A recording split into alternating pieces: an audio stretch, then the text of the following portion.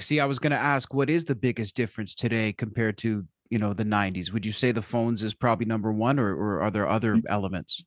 No, that to me is the big one because everyone lived in the moment because there was no way to share with everyone. They went home and actually went Dear Diary style, and kept it for themselves and told everyone, hey, you have to come see this to believe it, not, check your phone and see if you're interested. It was, you have to see this to believe it. And that's, I think that kind of got lost. Not to mention, getting lost in a performance, just watching taking it all in from the lighting to the you know to the sound to the actual movements of the characters on stage, like, looking at it as the whole spectrum of entertainment without your phone in your hand or without being interrupted by your phone for 3 songs.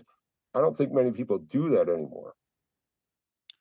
No, I don't think they do. I mean, what are your thoughts on concerts where they make people put their phones away? For example, I've been to shows recently where they give you an envelope, you can't take your phone out of it. Is that something you would ever consider, or do you feel like it's sort of maybe encroaches on a bit of freedom there? So we actually did that at a show.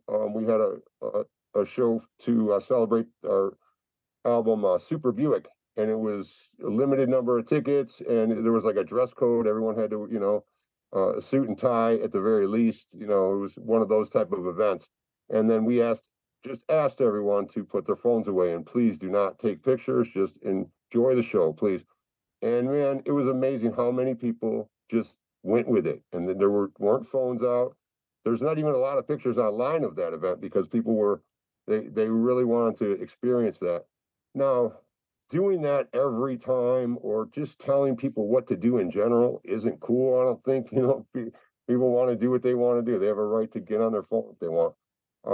And again, if you can, even at a full show, if you can manage to put it down for 3 songs and just enjoy yourself, I highly recommend it.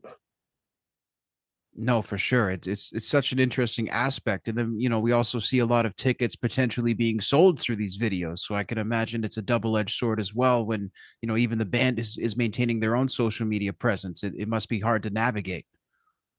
Yeah, absolutely. I mean, it benefits as far as the whole, getting the word out there. But I mean, a lot of this stuff is built to sell stuff. Let's face it.